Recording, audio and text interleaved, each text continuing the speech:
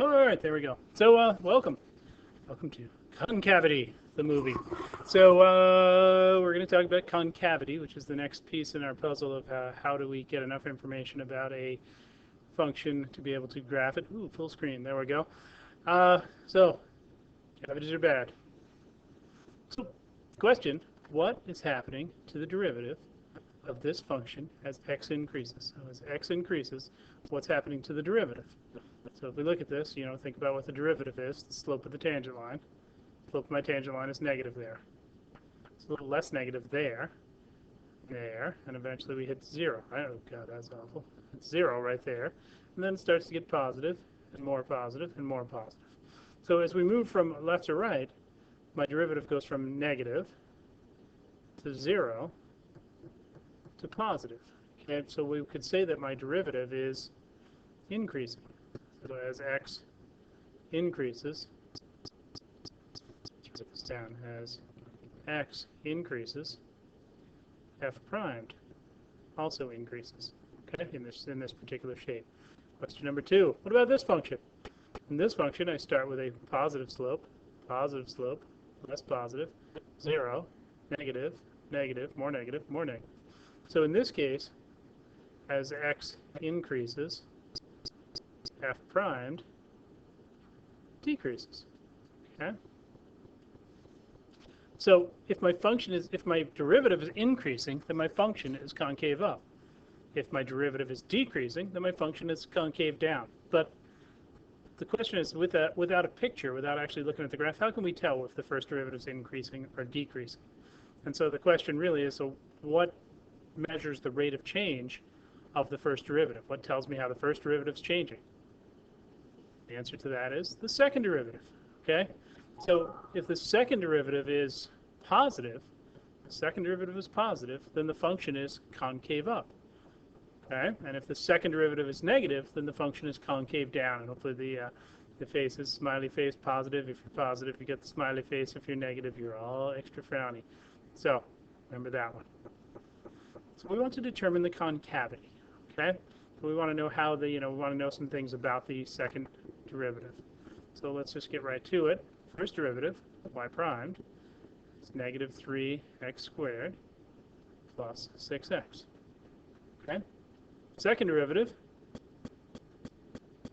negative 6x plus 6. And we want to know when is the second derivative, when is y primed, when is negative 6x plus 6 equal to 0. So it's when 6x equals 6 and when x equals 1. Okay? So we've got that going on, and we're going to do this the same way that we did with whatever was increasing, decreasing. We're going to set up our test intervals, negative infinity to this number, 1 to that. There we go. And we'll pick a number. How about 0 is a good one and 2 is a good one. And we'll do the f double primed of my test number. Okay? So we're going to plug this number into the second derivative. So when I plug 0 in, I get a positive number. And when I plug 2 in, negative 12 plus 6, I get a negative number. So this means that my curve is opening upward, and here it's opening downward. So it's concave up, and then it's concave down. And we can see that from the picture. It's concave up, and then it's concave down. So that's what we mean when we say determine the continuity. So what happened there is that at that point 1 right here, my concavity changed. We changed from concave up to concave down, right about there-ish, I would guess it is. Okay, it's really good, black on black. That place where concavity changes is called a point of inflection. And so the way we try to find points of inflection is we look for where the second derivative is equal to 0. Okay, if the second derivative is equal to 0, there's potential that we have a point of inflection. We can't necessarily tell that it is a point of inflection. What tells us that we have a point of inflection is that the second derivative changes sign. So my second derivative will go from positive to negative or negative to positive, and that determines that we officially have a point of inflection. This is where we do our testing out. Okay? So let's try it with this guy here. Or is that the one we just did? Did we just do that one? Oh, yeah, we just did that one. So well, good for us. We're way ahead of ourselves on this one. That's lovely. So let's go to this one. Find the points of inflection in the concavity of this guy right here. so first derivative, f primed, and we're not at this point going to do much with the first derivative, just sort of pass through. 4 times a half is 2. So we have 2x cubed plus 6x squared. Second derivative, let's do it over here so we have room. F double primed. How about 6x squared plus 12x? Okay, let's solve this. You can either go quadratic, but I'm going to be quick and go this way. 6x times x plus 2 equals 0. So I'm going to get x equals 0 or x equals negative 2. Set up my intervals, negative infinity to negative 2, negative 2 to 0, 0 to infinity, right? I've got them all. Boom, boom, boom. Pick some numbers, negative 3, negative 1, 1. Those are my test numbers, and we're just checking out the second derivative with my test number. So double primed ft, that's the notation that hopefully if you make the little sidebar here, it'll give you some indication about what you're actually trying to do. So we're going to plug negative 3 in. Here I'm going to get negative. There I'm going to get negative. Here negative, there negative. That makes it a positive.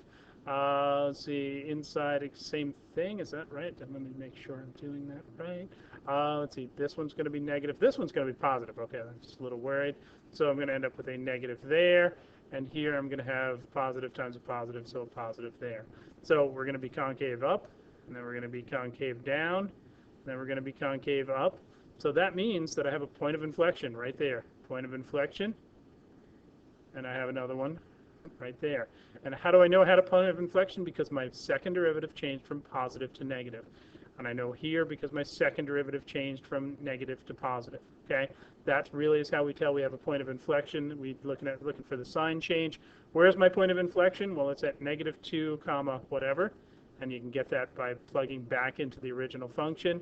And it's also at 0 comma, and I'll do this one 0.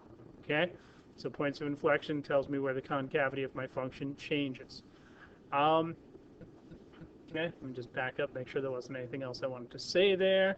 I think not. It's looking an awful lot like increasing, decreasing, but now we're just talking about how it's increasing and decreasing. All right, so then there's the second derivative test, which isn't a test of the second test with derivatives, although it kind of is. It's really a test that uses the second derivative. So here we go. If my function, if I get a critical number, which we get from the first derivative equaling 0 of a function, and if when I plug that critical number into the second derivative, I get a positive, then my critical number is a minimum. If when I plug the critical number into the second derivative, I get a negative number, then C is a maximum. Let's just talk that through, because that's the only time everything else has been, you know, positive is up, negative is down, positive is smiley, negative is frowny. But right now in this one, it seems kind of opposite. So if the second derivative is positive, then we get a minimum. So let's think, what's it mean when the second derivative is positive? Second derivative is positive means we're opening upward. Okay, and if we're opening upward, that means my critical number right there is a minimum. If the second derivative is negative, it means I'm opening downward, and that means my critical number is right here. It's a maximum. So it's kind of opposite, but draw the little picture if you get stuck. All right, so let's find some relative extrema using the second derivative test. So relative extrema, f primed of x, 9x squared plus 12x minus 27. I think that's all that's left. I'm thinking everything's got a 3 in it. Yeah. So 3 times 3x squared, this is going to require some really big ciphering, plus 4x minus 9. And I've got to factor this. You guys probably would just use the quadratic formula, which is delightful. But I'm going to be extra inefficient, I guess. So xx, is it going to work? Is it going to be 3? Times 3 is 9. No, that's not going to work. What have I done? Can't be 9, can it? No. Must be quadratic formula. I'm going to pause for a second. Oh my gosh. I'm going to pause. I'm going to get the calculator out so we can do quadratic. All right, there we go. So I've got the quadratic formula program opened. I've put in the numbers 9, 12, and 27, which I hope actually are the numbers. I should probably just make sure. Oh, it's negative 27. Okay, so back here, fix that up. Let's see if I can do it. I think I can. I think I can. Negative 27. There we go. Enter. Give me some numbers. The roots. Okay, I would have never come up with those. Not I could have eventually, but negative for 1.18. All right, so 1.189. Okay, so you remember that. So x equals 0. X equals 1.189. And then the other one is, where would it go? Where'd it go? Where'd it go? Negative 2.52. Negative 2.52. Oh, every time I do that. X equals negative 2.52, and I forgot already, so we'll go back. 2.522, so then 2.522. All right, so then we go to f double primed of x, and f double primed of x is 18x plus 12, okay? So we're going to do the f double primed of 1.189, and we're looking for whether it's positive or negative. I'm going to extendo the page a little bit, and we're going to do the f double primed of negative 2.522. And again, just looking for whether it's positive or negative. If I take a number 18 times a positive number, and I multiply it 18 times a positive number, and then I add 12 to it, I think I'm going to be positive. Okay, if I take 18 times a negative 2.5, that's a pretty big number, bigger than 12, so I'm going to be negative. So what that tells me, since at this point my second derivative is positive, that means I'm opening upward. Okay, so a little sidebar. Means I'm opening upward, so that means I have a min at 1.189.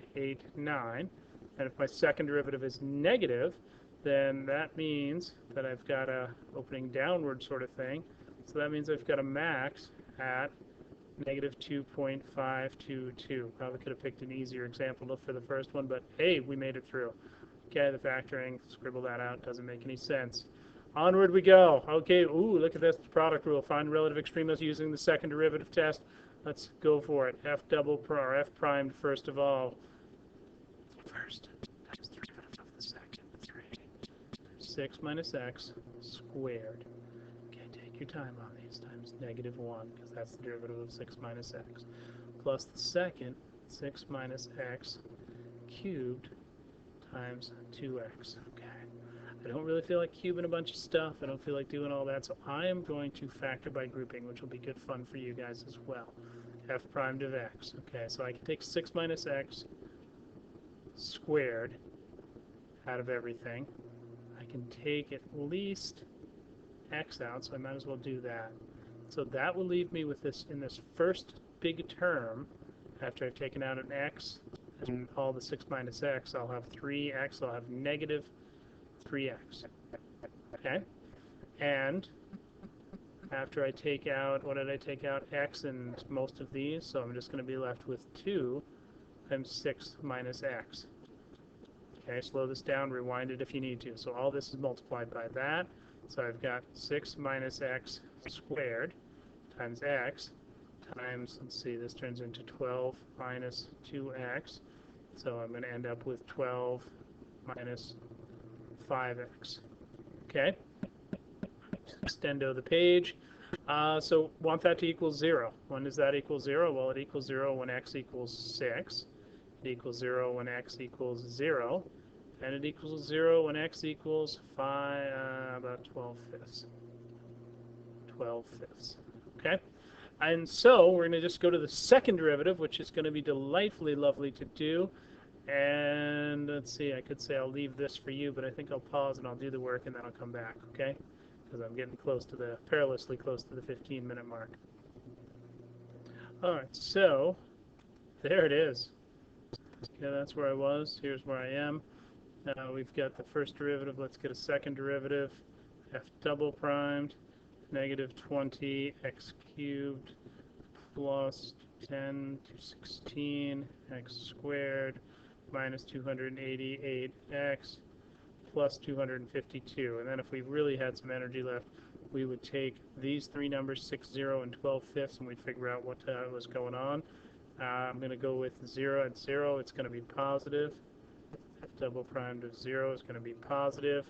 The F double primed of, was it 6 or negative 6? It's going to be something. We can find that out. If we had the machine, and the F double primed of 12 fifths, it's going to be something else. So we can make that out. So since this is positive, that means we're concave up. That means that we have a min right there. Okay, so that's how that second derivative test works. Remember, cavities are bad. Concavity is good. Okay, And oops, back away from there, back to there. We'll end with the concavity. It's a good picture. So thanks for watching. I'm a little bit over the time limit. Apologize for that. Thanks again. If you have questions, please feel free to ask. See ya.